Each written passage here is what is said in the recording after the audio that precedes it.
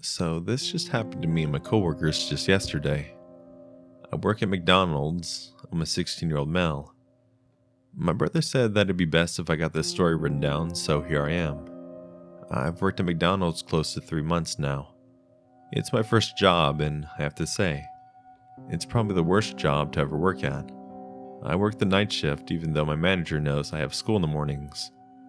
Oftentimes closing with me and the other night shift manager, and another crew member from time to time. We have 2 night shift managers, Jose and Joey. Now they're both pretty decent guys.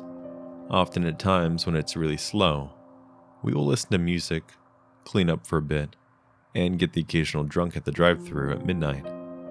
The location I work at is not located in the best of town.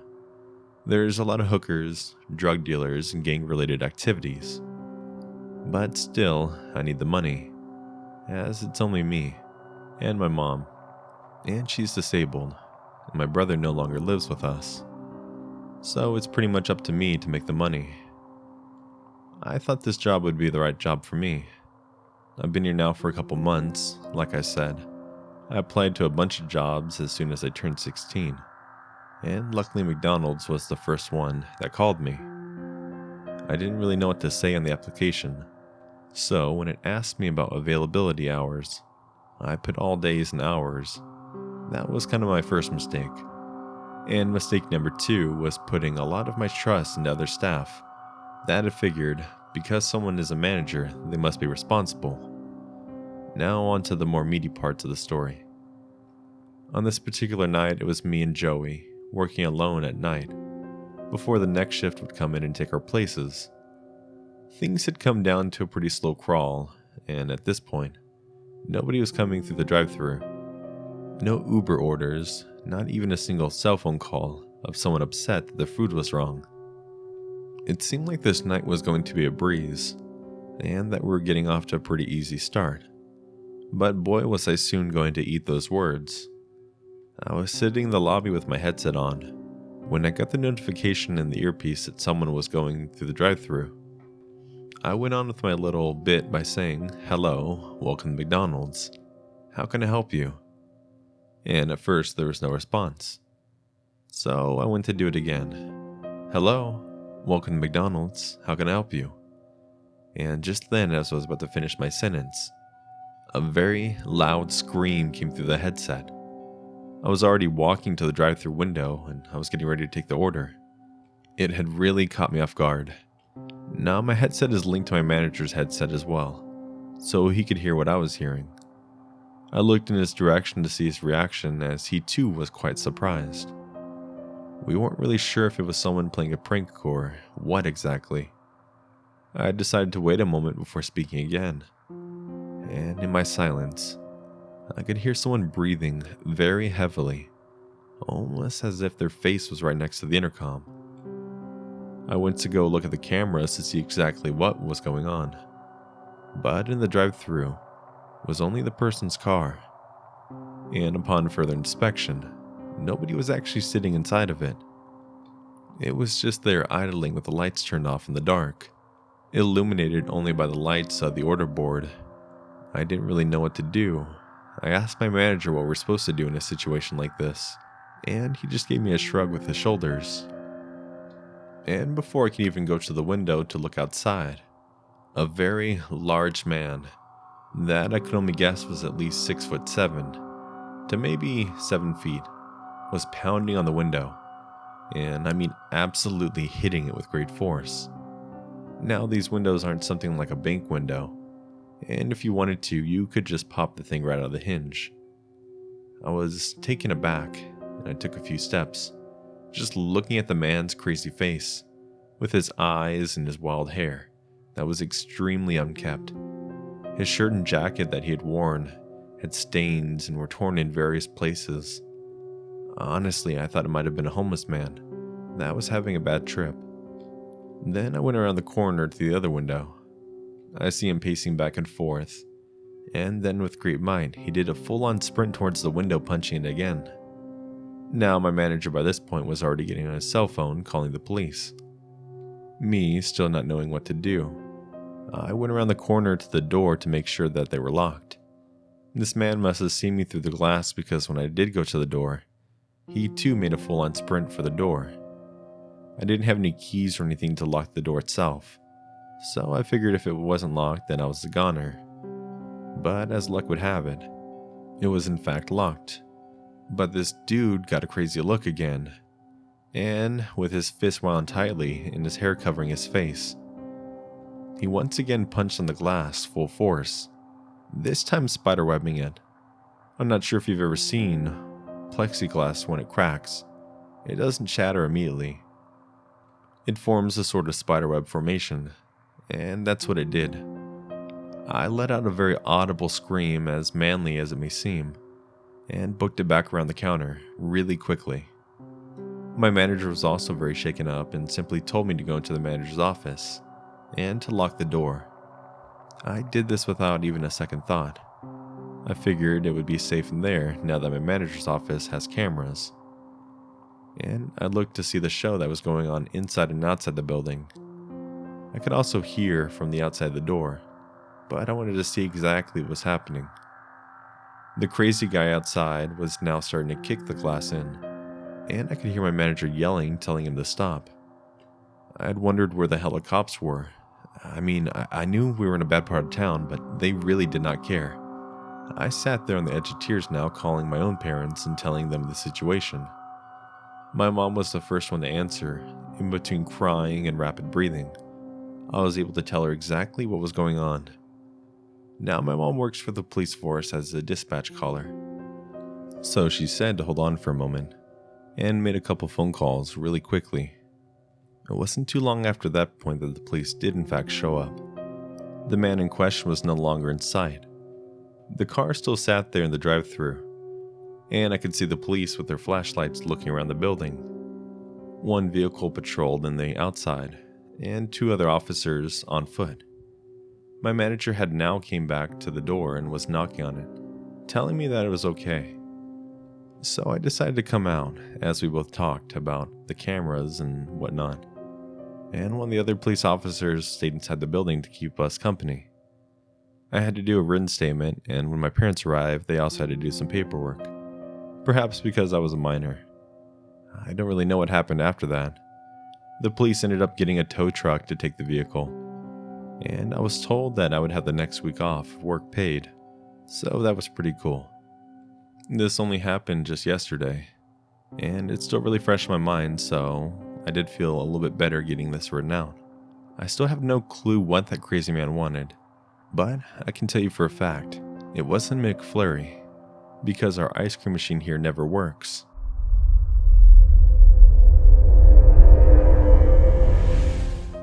I've worked for McDonald's for close to 20 years now.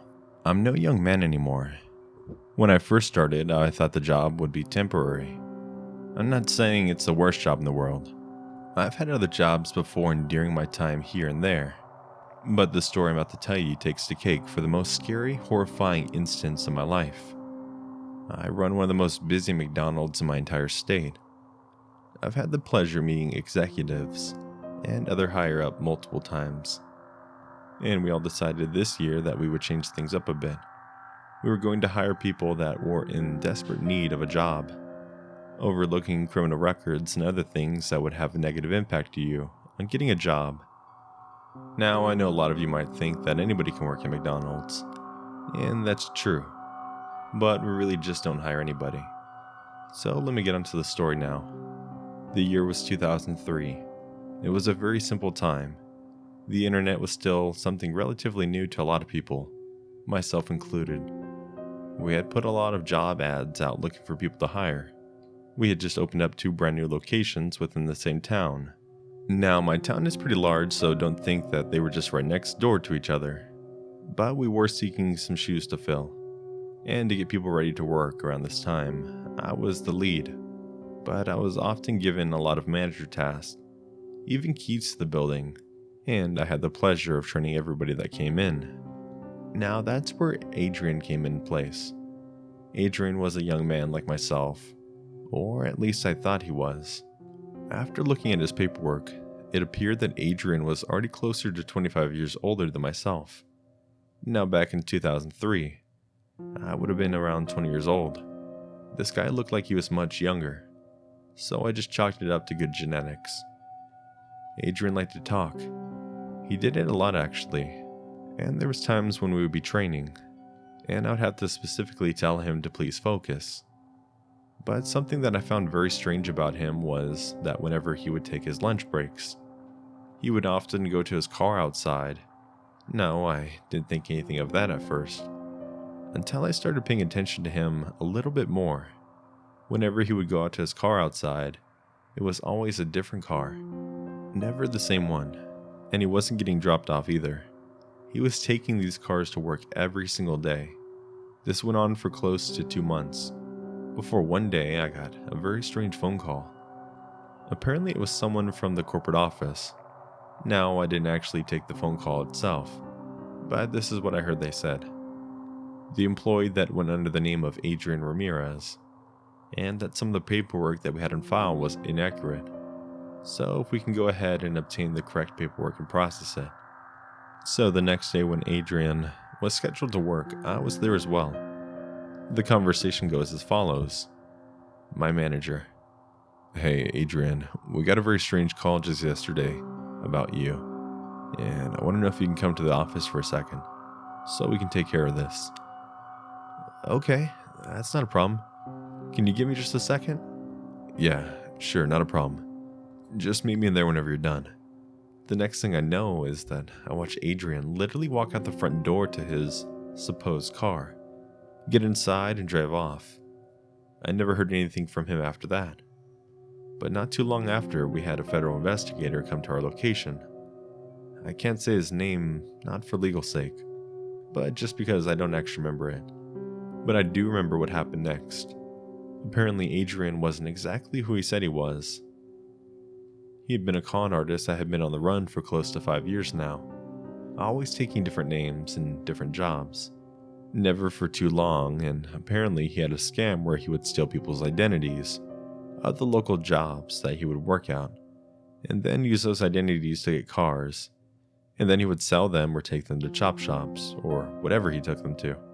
It turns out that over half of our staff had their identities stolen, most of them being very young and their credit was still very susceptible. I believe that's why he stole their identities, and it made it easier for him to do things. Till this very day, I still look up his name on the internet from time to time, to try to see if I could find anything related to him, or even a picture. Still nothing ever comes up, but it is interesting to think about.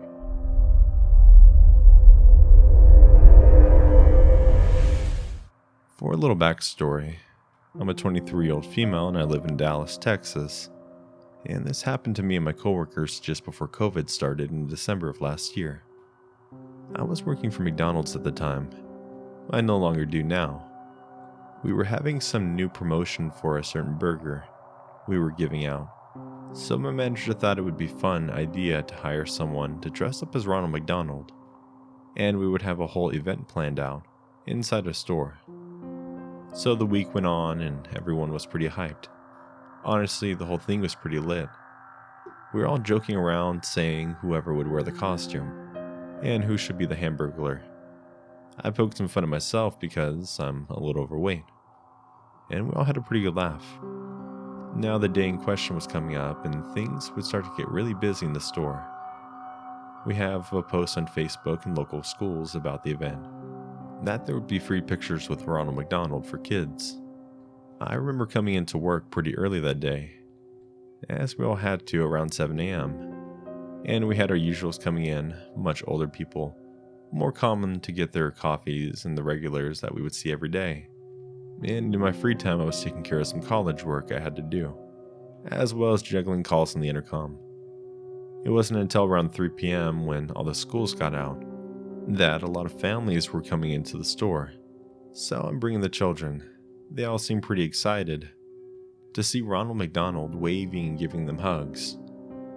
But no, the strange thing is, whenever people would be taking pictures with him, he would never look directly at the camera.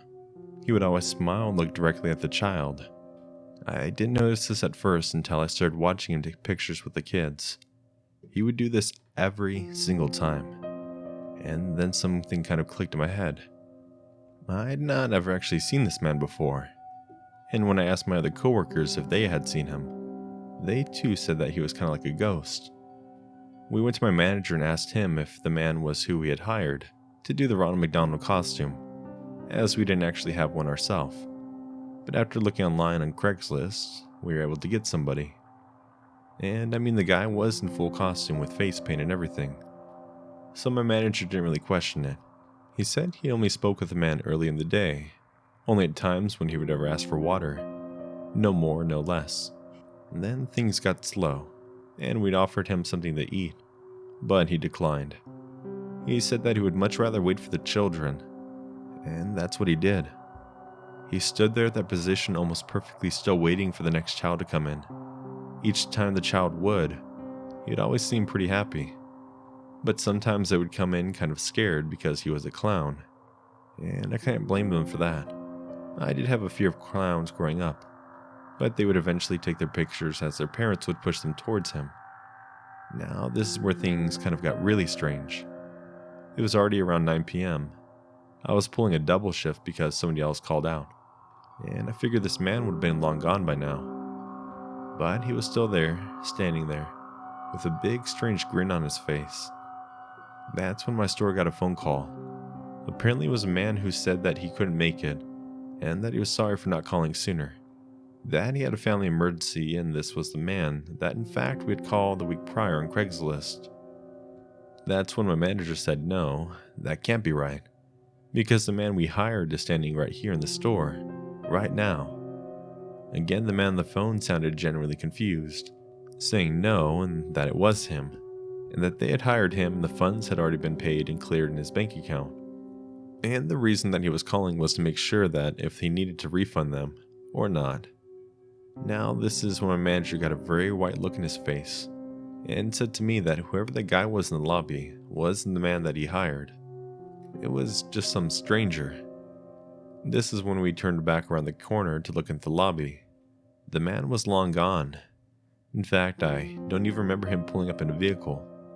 We looked in the parking lot and there was only employee vehicles there, no customers at the time. We just kind of looked at each other in shock, not really knowing exactly what to do. As if we call the police, there's not much we can really tell them. The man had paint all over his face and a wig on. So we decided not to call them, as he didn't really break the law. We're not really sure exactly what happened. It just seemed very strange and very unsettling.